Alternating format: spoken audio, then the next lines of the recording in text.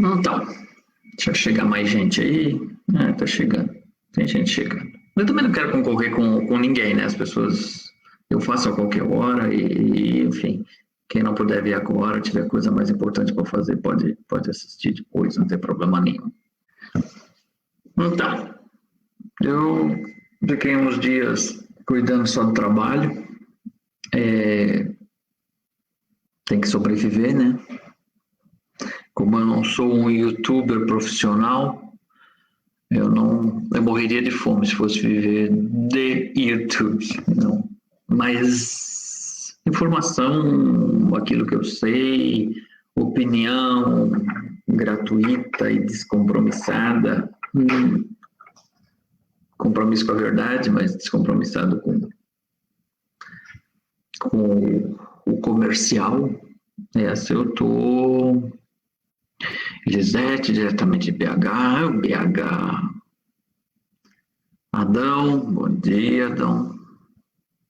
Isabel, Dionísia, Marisa, se eu não conseguir pegar o nome de todo mundo aqui, Nádua, Cristine, do Plumenau,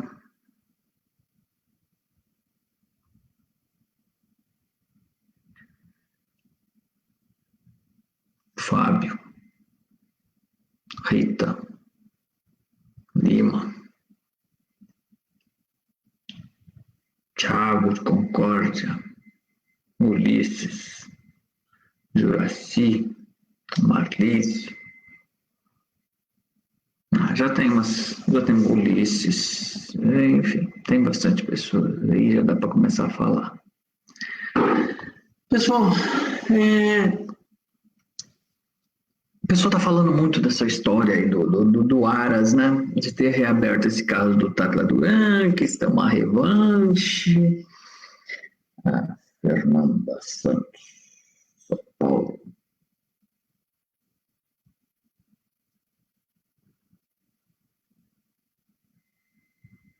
Pedro Porto, Lúcia, bom dia. Bom, então, parar de olhar um pouco o chat, senão a gente não fala. Sou meio... As meninas é que têm a mania, conseguem fazer duas coisas ao mesmo tempo, né? Eu não consigo. Eu faço um ou outro. Pessoal, essa história do Aras ter reaberto o caso do Tacla Duran, eu acho importantíssimo. E as pessoas dizem, mas vamos dar voz para um bandido. Ei, não é questão de dar voz para algum criminoso, esse e aquilo. Precisa ser esclarecido, sim. Tem que esclarecer. A gente não pode deixar nada embaixo do tapete. Por exemplo, o cara tem colaboração na Suíça.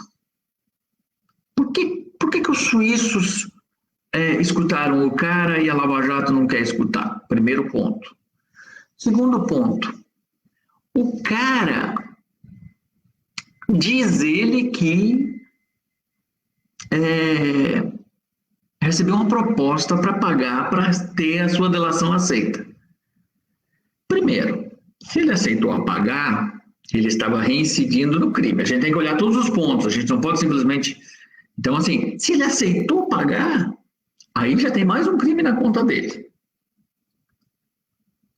Mas tem um outro aspecto da história. Segundo contam, tá? Até onde eu apurei, a Lava Jato mandou contra ele um pedido de prisão. Ele fugiu, né? Quando viu que não ia ter jeito, ele fugiu naquele rolo lá. Ele era o advogado da Odebrecht, então ele fugiu para a Espanha e logo atrás dele veio o mandado de prisão da Interpol.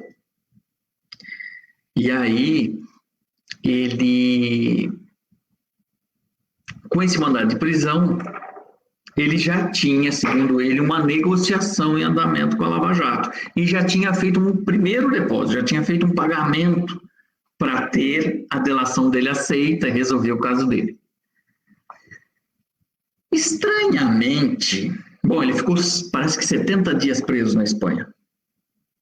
Puto da vida, porque como é que é essa história? Eu pago os caras, segundo ele, né? Segundo a cabeça dele. Estou aqui bancando meio que o advogado do diabo e ao mesmo tempo tentando mostrar para vocês a situação.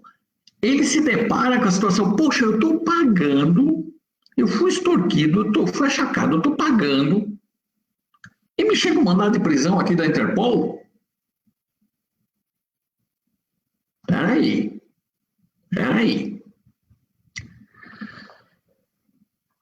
Aí ele ficou pé da vida, ele disse, eu não faço mais a coisa, não pago mais nada. O que aconteceu com o mandado de prisão dele? O mandado de prisão dele foi relaxado pela Interpol e não pediram um novo mandado de prisão. Olha que coisa estranha. Diante das acusações do cara, fosse todo mundo inocente nessa história, ei, renova o pedido de prisão pro cara lá. O cara tá foragido. Estranhamente, quando ele começa a falar, relaxam a prisão do cara. Ou porque venceu e não renovaram, alguma coisa houve. Alguma coisa houve. O que empresta, não dá. Empresta alguma credibilidade para o que ele está dizendo. Só aí já é motivo mais do que suficiente para ouvir o cara. Peraí, vamos ouvir o cara. E se ele não provar o que ele está dizendo, dobra a pena dele por denunciação caluniosa e um monte de coisa. Ele é advogado, ele não seria idiota, eu penso, né? Que ele não seria idiota em fazer uma denunciação caluniosa com toda a capivara que ele já herdou da história do Odebrecht. Então, isso é um motivo mais do que suficiente para escutar o cara. Tem que escutar o cara. Isso não é contra o Moro, isso não é simplesmente precisa descobrir o que aconteceu.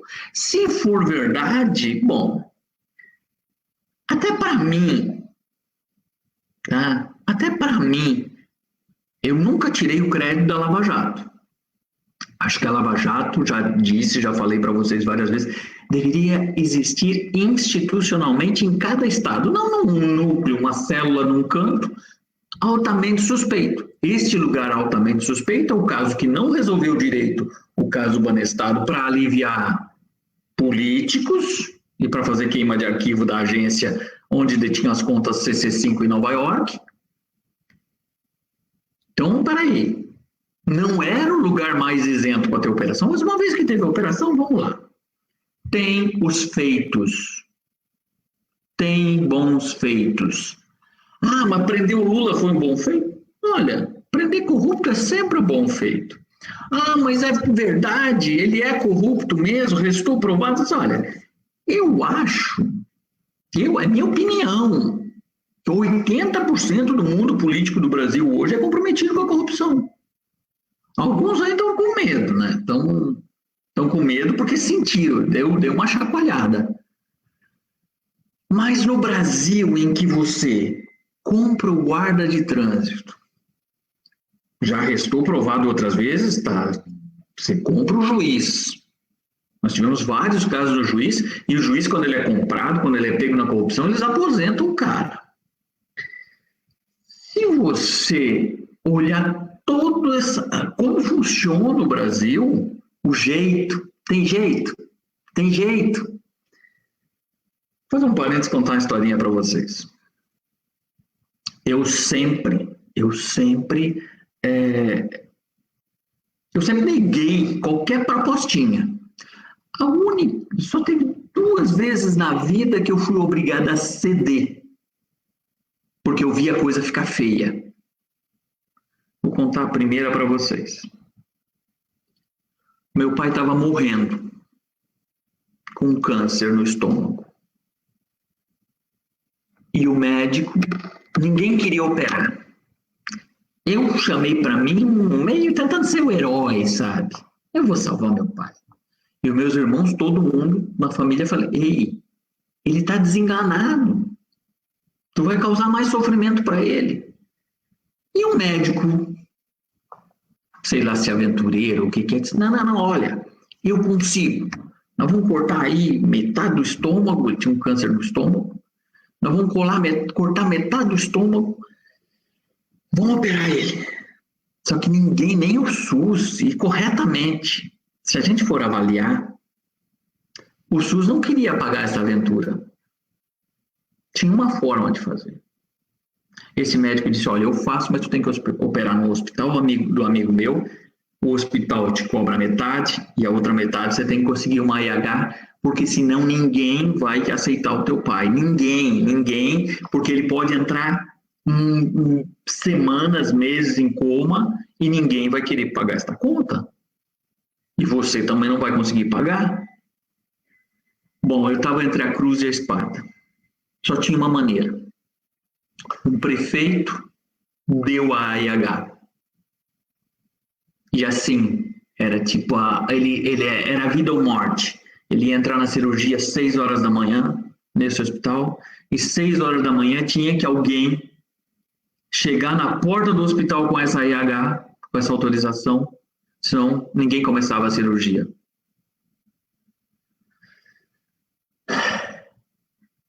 Meu pai foi feito isso. No final da cirurgia, 5 horas depois, foi um troço violento. Eu estava na porta da sala de cirurgia conversando com o médico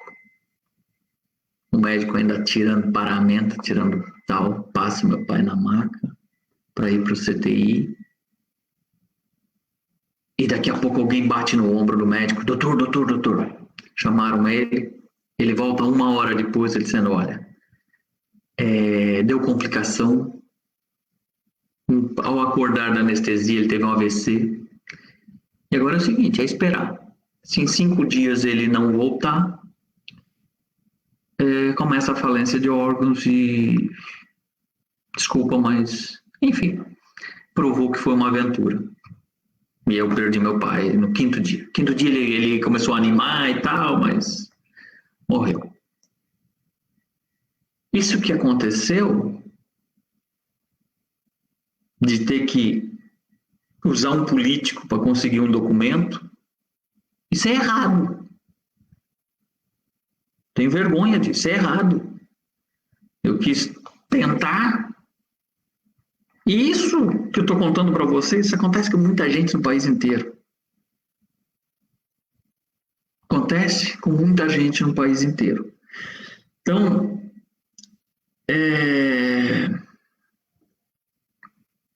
o que eu estou querendo dizer para vocês é o seguinte, eu me deparei várias vezes com corrupção. Um dia, recém-chegado no Rio de Janeiro, indo trabalhar cedinho, né? Tinha uma sala no Instituto Nacional de Tecnologia, lá na incubadora do Instituto Nacional de Tecnologia, ali na rua Venezuela. E eu indo cedinho para trabalhar, saí, peguei o elevado, quando tinha o elevado ainda. Hoje nem sei como é que está aquilo lá. Diz que ficou muito bonito depois da... E aí eu em cima do elevado tinha lá uma viatura, uma tendinha com uma viatura da PM, alguém dormindo no carro, e quando era só eu em cima do elevado, tinha um pouco de neblina de manhã cedo, era só eu chegando.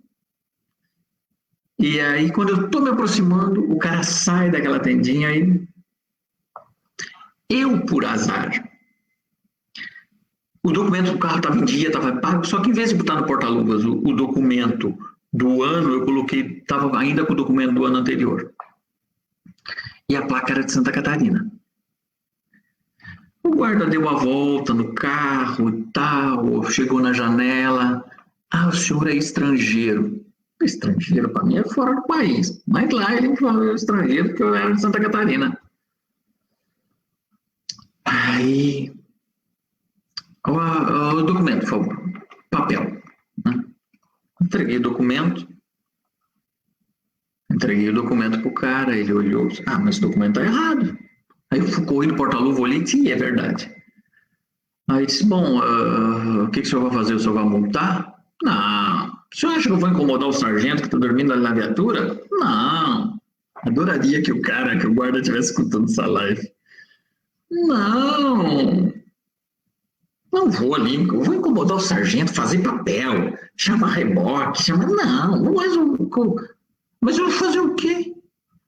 Aí ele olhava para mim e eu não sabia mesmo. Assim, o senhor sabe, tem jeito, né? Mas que jeito? Eu estou errado. Você tem que me multar e eu vou embora. Não, mas o senhor não está entendendo. É porque o senhor é estrangeiro. Tem jeito. Eu já não aguentava mais. Eu tinha R$ 40 aqui no bolso da camisa. E ele viu. Tem jeito. Ele apontava pro meu bolso. Aí eu puxei o dinheiro assim. Tinha R$ 40. Eu disse, meu Deus do céu. O que eu fiz? Com a maior cara de pau, mais cara de pau com ele, eu peguei 20 e dei 20. Não, não é assim. Bota no meio do papel, pode ter alguém olhando. O senhor é realmente estrangeiro.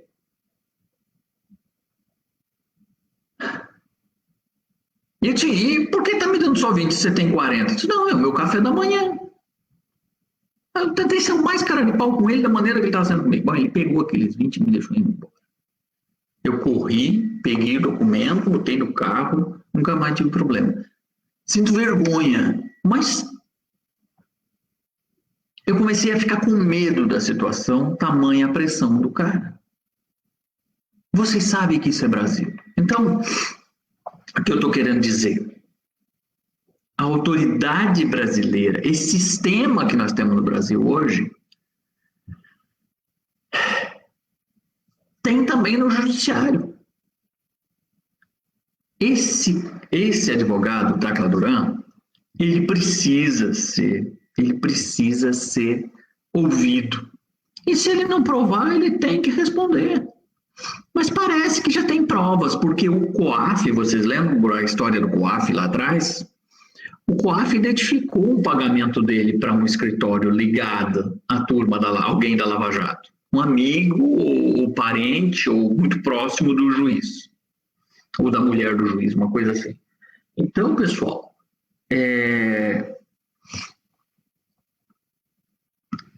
tem motivo, sim, para investigar. As pessoas dizem, mas querem acabar com a reputação do Moro. Se ele tiver reputação ilibada, ninguém vai acabar com a reputação dele.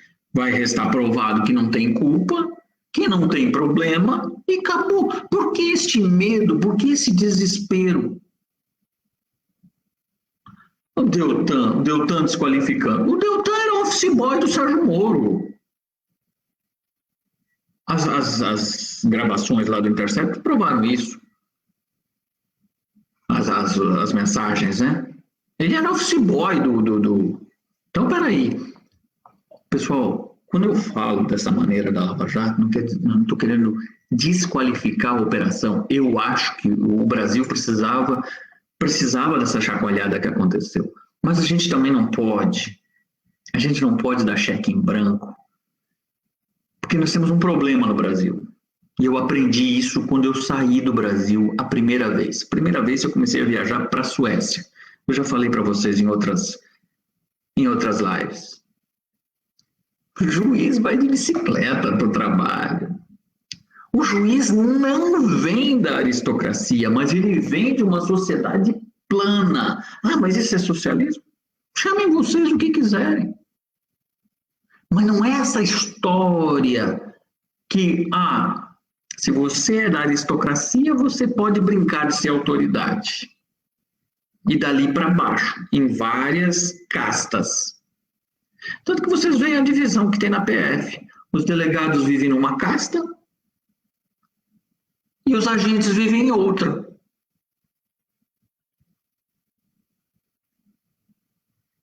Para mim, está muito clara a coisa. 80% do judiciário pertence a uma aristocracia de nariz empinado.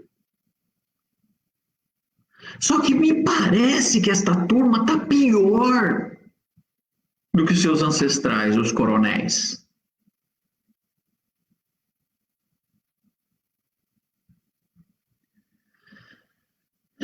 Então eu fico pensando, eu não consigo, porque se a gente deixa passar isso, mas ele foi o herói, ele é o herói cheiroso, limpinho, ok.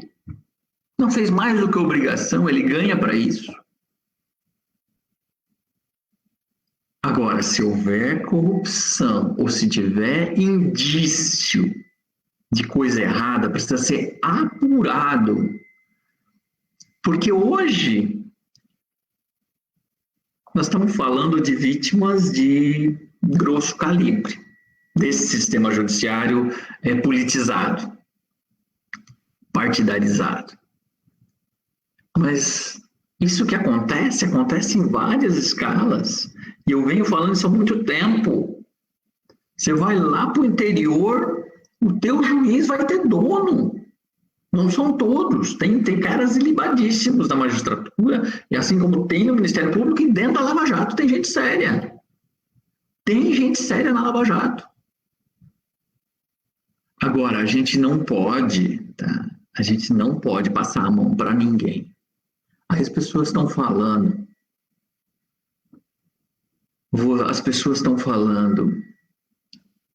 mas e se tiver coisa errada? Você muda de ideia se tiver coisa errada no governo?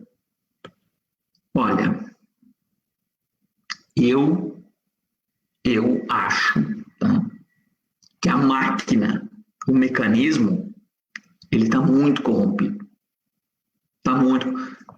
Agora aconteceu mesmo. Nomearam um cara e descobriram na sequência que esse cara já tinha rolo. Era ligado lá ao Centrão. Em menos de 24 horas o cara caiu. E tem vários e vários casos. E pode ter certeza que vai ter irregularidade. Agora, o meu problema não é saber se tem irregularidade, é saber se vão cortar na própria carne. Como fizeram nesse caso aí, que o cara durou menos que 24 horas. Se o governo vai fazer, sabe?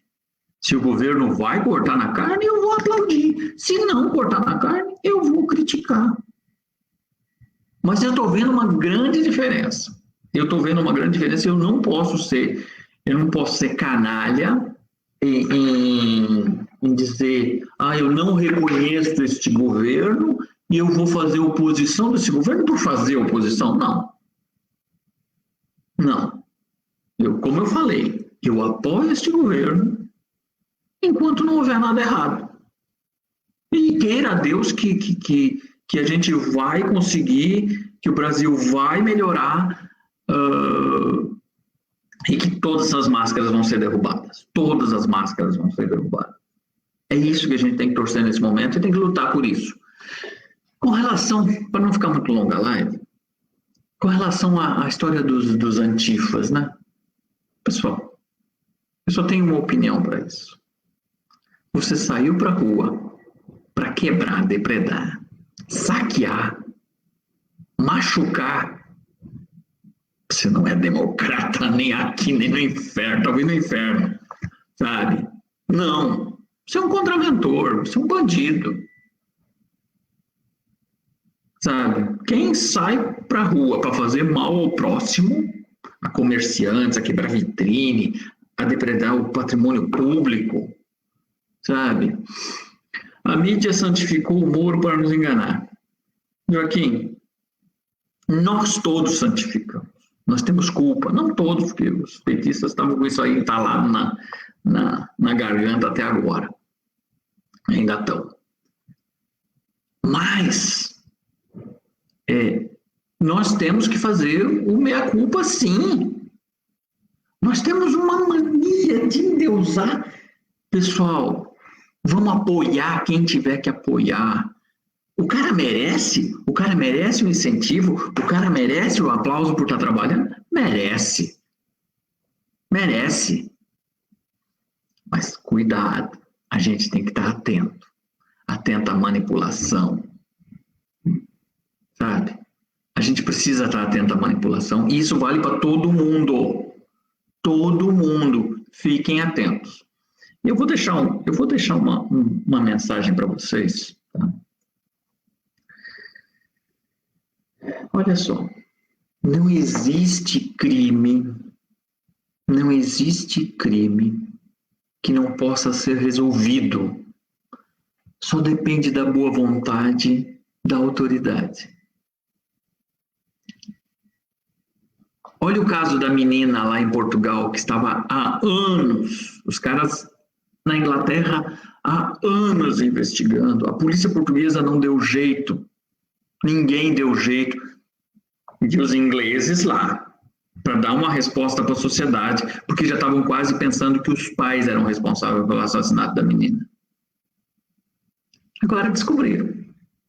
Tem um suspeito, é alemão, os alemães frequentam aquelas praias de Portugal, do Algarve, né? A Madeleine, o caso da Madeleine. Descobriram o cara, já estão na caça do cara, já tem foto do cara. Olha quantos anos de sofrimento. Basta querer. Basta querer. Tá? Basta querer. Mas isso depende também da pressão da sociedade. A sociedade no Reino Unido fez muita pressão. Portugal passou como um turista passa. Mas, quando a sociedade faz pressão, tudo pode vir à tona. E a gente pode conseguir mais. A gente pode conseguir rever a situação do caso Banestado. É 13 anos, é muito tempo. A gente pode conseguir rever o caso Banestado. A gente pode ver essa história do Adélio. Não importa o tempo. Tempo para a justiça, ele massacra a vítima. Ele massacra a sociedade. Esse tempo sem respostas. Mas quando chega é saboroso demais. Então, a gente precisa, né? A gente precisa. Não, eu sei que o tempo assusta. Mas isso para mostrar para vocês que se a autoridade está comprometida em resolver um caso, ela vai. E olha, tinha um monte de fio desencapado, o troço foi muito bem feito, ninguém conseguia, ninguém conseguia. Isso vou falar para vocês, uma vez eu estava dando uma entrevista para o Datena, falando sobre os sem terras lá, que supostamente teriam sido mortos nas fazendas do José Janene, e ele falou, aí o povo desaparece, aí vira até ração para o gado. Né? Tem casos realmente difíceis, mas nenhum desses casos fica insolúvel quando a autoridade é comprometida a resolver o caso. Sabe? Questão de honra. O verdadeiro funcionário público é uma questão de honra resolver o caso. Sabe? É uma questão de honra. Tá? Eu gosto na mira do povo. Bom, a questão é a seguinte. Eu preciso deixar claro uma coisa. Sinceramente, eu não gostaria de ver o Moro encerrar a carreira dele assim. Eu gostaria, sim, que fosse investigado para que não restassem dúvidas, sabe? Porque é muito triste você ver uma história aparentemente com início lindo, bonito, digno, acabar assim. Então, assim, eu não estou aqui para destruir a reputação de ninguém. Eu não concordo com o que ele fez no meu caso, eu me sinto usado, já falei isso para vocês várias vezes, mas eu também não concordo se tiver alguma coisa errada com relação aos outros, tá?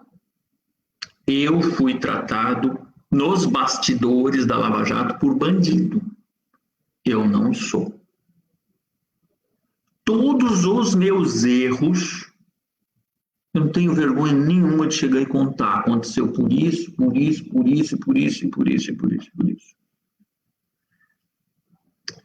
Por que faziam isso? Medo de perda de protagonismo e sabiam que eu sempre fui isso que eu estou aqui, ó, falando para vocês. Para não ter contradição, porque se alguém me perguntasse, eu sempre ia falar. E eu falando poderia causar muito problema para eles. Tá? Então, por isso, uma forma de calar a boca, qual é a forma de calar a boca desse cara? Não deixa a mídia chegar perto. Então, a primeira coisa que eles fizeram foi se cercar de algumas pessoas da mídia e dizer, ó, não dá bola para esse cara não, tá? Esse cara aí não é confiável. Diga nos autos que eu não sou confiável. Diga nos autos, porque daí eles destruiriam toda a peça. Não, eles falavam nos bastidores. Ah, não, isso é coisa da sua cabeça. Ei, tem até gravação de jornalista falando isso. Eu só respeito essas pessoas, porque essas pessoas A questão é ética. Você tem a obrigação de ser ético com quem é ético com você. Quem não é ético com você, você não precisa ter compromisso nenhum com a ética. E eu penso assim, tá? A ética acaba quando do outro lado não existe ética nenhuma. Tá? Então, pessoal, vamos acompanhar de perto essa história fazendo pressão. O PGR precisa, mas não é para sair absolvendo todo mundo. E não adianta chegar e dizer para o seu tacladão, não, agora você contou isso, a gente descobriu que é verdade e você está absolvido. Não, ele tem coisas a esclarecer da questão do Odebrecht. Né? Eu sempre achei que os delatores, tá? Eu sempre achei que os delatores saíram de forma muito barata da Lava Jato. Muito barata, sabe? Virou um escândalo de supostas verdades. E sendo que a gente sabe que os caras foram só em cima de um lado da política. E a nossa política toda, o próprio Janene falava, eu juro para vocês, ele falou, eu perguntei, lá pelas tantas que já senti um pouco de intimidade, e o mensalão existiu? Eu disse, sempre existiu, só quem não pagou o mensalão foi Collor de Mello, mas não pagou porque o arrecadador dele era incompetente para arrecadar, que era o PC Farias. Diz que o PC Farias era muito truculento. Tem até uma história, não sei se era do Emílio Odebrecht ou quem foi, ele chegava lá com arrogância para pedir dinheiro para a campanha, e para pagar os deputados, para pagar base, para pagar propina. Ele chegava com arrogância. E aí os caras mandavam ele a merda. Some daqui. Ele não tinha jeito, ele não tinha traquejo, ele era truculento, era um cangaceiro lá que... Então, as pessoas... Então, assim, segundo o Janene falava, ele disse, todo mundo recebeu mensalão. Como é que agora essa Lava Jato pega só uma parte da história? Se a gente não passar limpo a nossa história, a gente não vai a lugar nenhum. A gente só vai trocar a mosca. A sujeira vai continuar a mesma, tá? Então, CPI... Bom, a questão é a seguinte, né? No mundo político, dizem eles que valem tudo, só não vale dedo no olho e ofender a mãe do cara. Então, existe muita rasteirice, muita rasteirice. E esse era o alerta que eu queria deixar para vocês. Cuidado com quem está se fazendo extremamente, da noite para o dia, passa a ser extremamente bolsonarista. Toma cuidado, para não se magoar. O governo está precisando de apoio. O cara chega como um cara que ama Bolsonaro.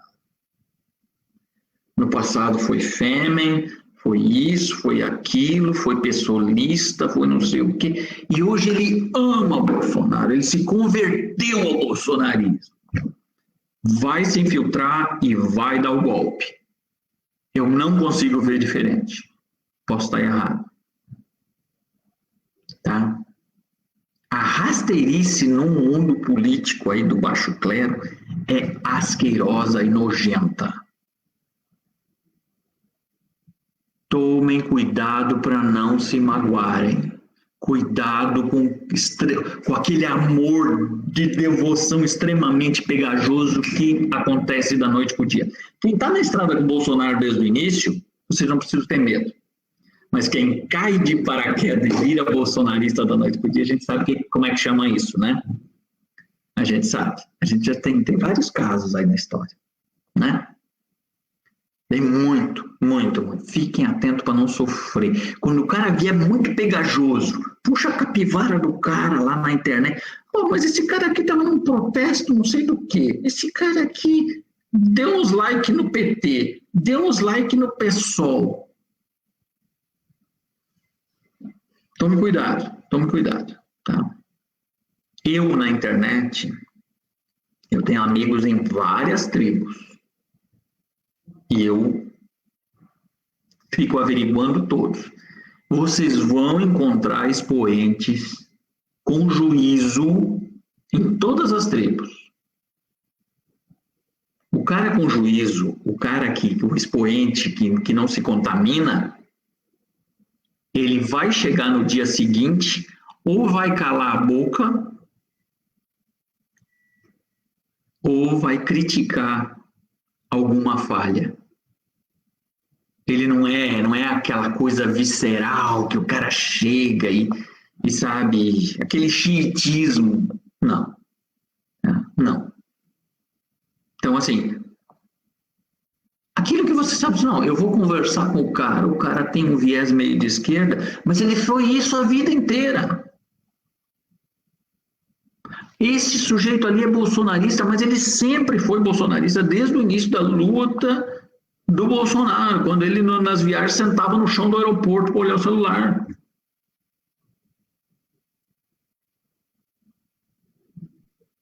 Quem é autêntico, vocês não precisam ter medo. Agora, povo que flutua muito, tá? Eu, às vezes, sou meio faísca atrasada, eu demoro um pouco a captar a coisa, tá? Mas se vocês olharem meus comentários, e aí tem gente aí que me conhece, e eu já tinha jogado a toalha para a Lava Jato final de 2017, início de 2018. Eu já tinha, o sonho já tinha acabado para mim, tá? Aí tem gente dizendo, mas teu problema é dinheiro. O problema não é dinheiro. Mas então o teu problema é reconhecimento. Dinheiro a gente trabalha e ganha. Eu estou aqui, eu recomecei meu negócio. Tá fraco? Ainda tá. Mas eu vou chegar lá. Não tem medo. Não tem medo, sabe? Meu DNA judeu, eu sou aquele cara que pega umas moedinhas, atravessa a rua e abre um negócio. Eu não tenho medo. Não tenho medo. Quebrei a cara já, talvez ainda vá quebrar a cara mais algumas vezes, mas eu não tenho medo. A questão não é. A questão básica nessa história toda, né? As pessoas dizem, mas é reconhecimento.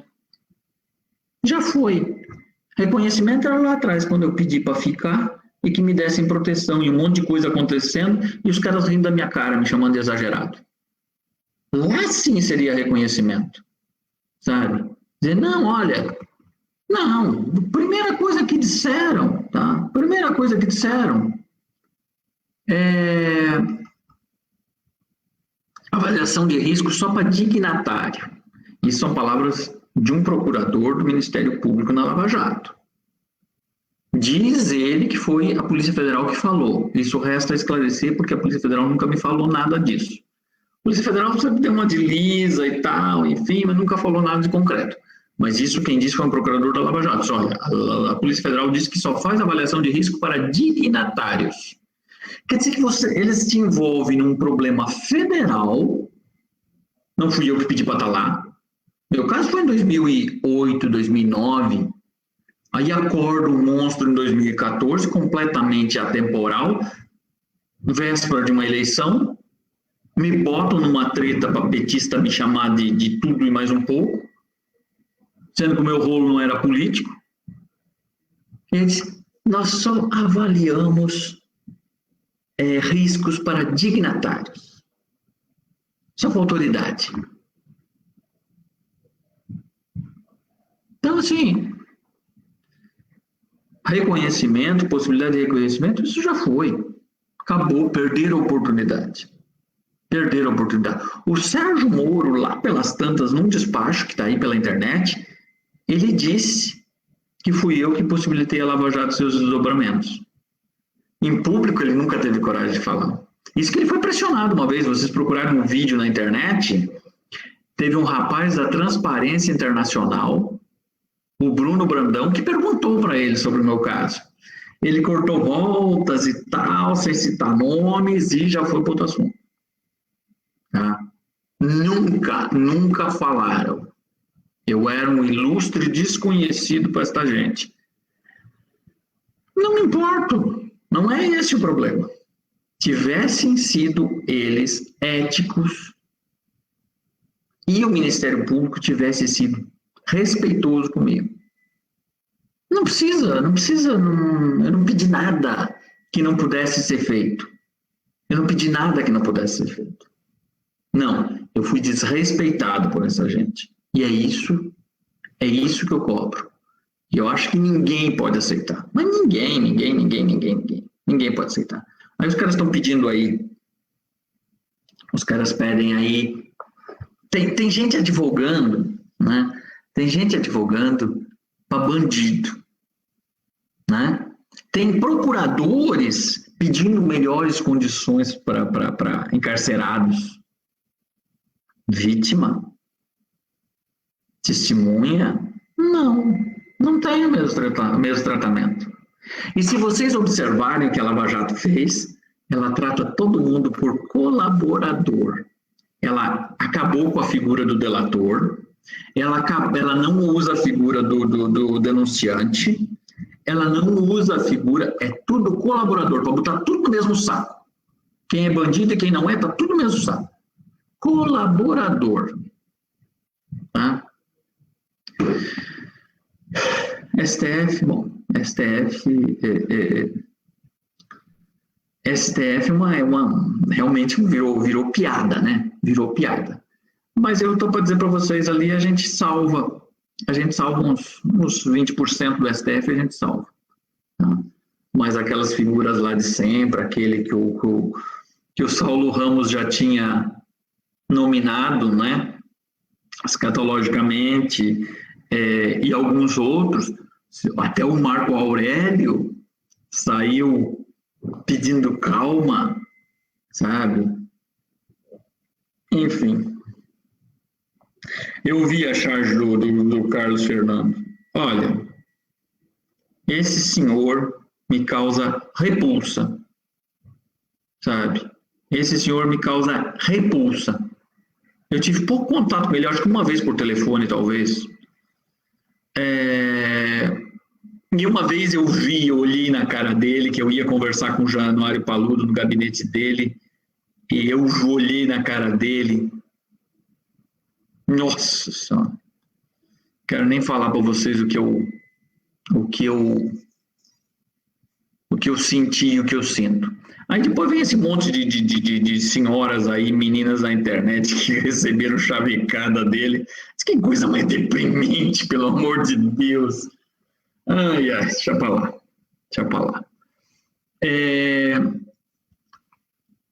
Todo mundo fala da Operação Storm,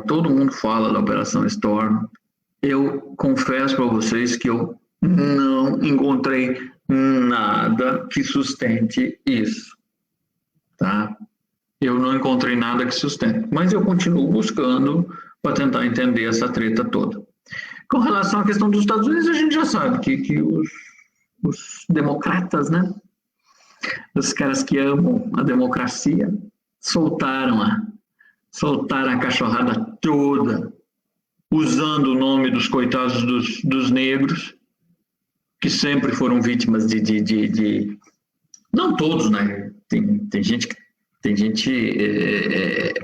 bem posicionada, tem negro muito bem posicionado, em tudo que é canto do mundo, mas tem muita gente marginalizada, muita gente discriminada. Mas nos Estados Unidos, se vocês olharem bem para os Estados Unidos, e quem conhece os Estados Unidos, vocês já ouviram falar de white trash? São os brancos que vivem em trailers, que vivem na pobreza.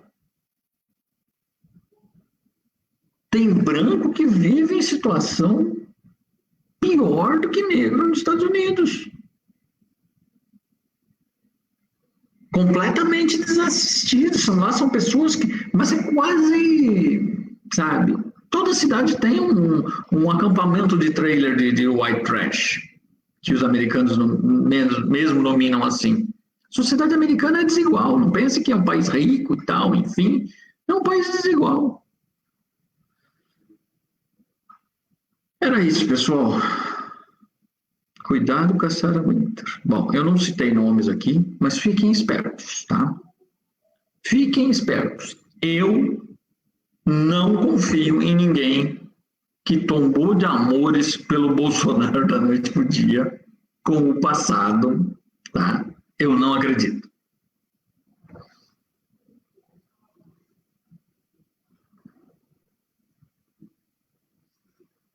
A desigualdade no mundo inteiro vocês vão encontrar. Eu estou devendo para vocês uma live que eu quero fazer uma hora dessa, eu estou preparando material, é sobre a soberania cultural dos povos, que é isso que vem desencadeando muitos problemas com racismo. Soberania cultural. É fundamental que a gente entenda isso. As sociedades vão perdendo a identidade. Ontem ainda estava conversando com um amigo sobre isso. Tá? Então, a gente precisa... Isso não é ser nostálgico, não é...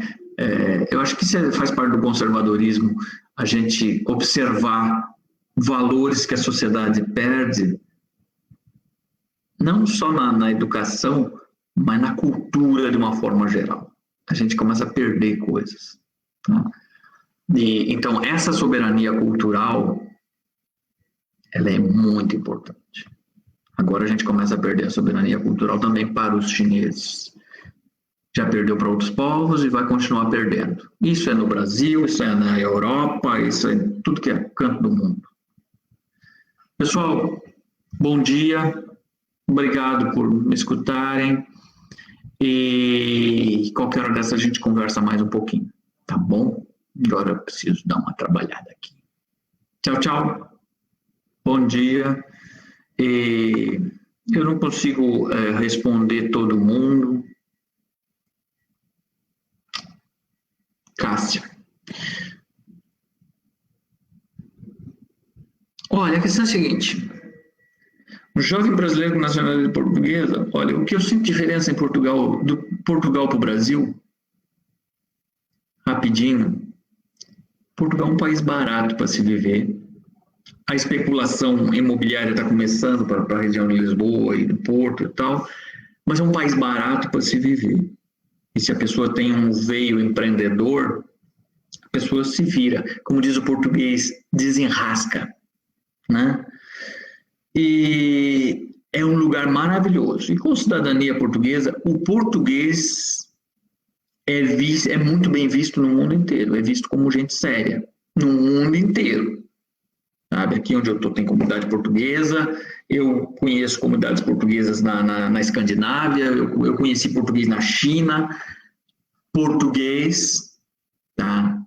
É muito mais fácil de lidar, porque é muito mais previsível na seriedade. Eles são cartesianos, são às vezes um pouco turrões, tá? Eles são aqueles caras que são irritantes, porque eles te entregam.